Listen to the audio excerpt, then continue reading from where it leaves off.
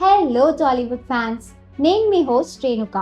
And ఈరోజు నేను మీ ముందు ఒక ఇన్స్పైరింగ్ స్టోరీని తీసుకొచ్చా. అదే మన టాలీవుడ్ యాక్ట్రెస్ సమంత గురించి. I was already having a pretty difficult period, so I thought had learned everything that life had to teach me. Samantha తన లైఫ్లో చాలా ఛాలెంజెస్ ఫేస్ చేసి ఒక డిటర్మినేషన్తో ఒక కొత్త చాప్టర్ని స్టార్ట్ చేసింది.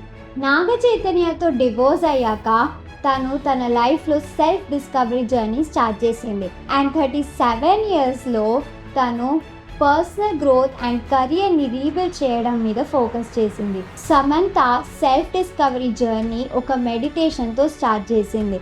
అండ్ దానివల్ల తనకి లైఫ్లో ఒక క్లారిటీ వచ్చిందని ఒక ఇంటర్వ్యూలో చెప్పింది.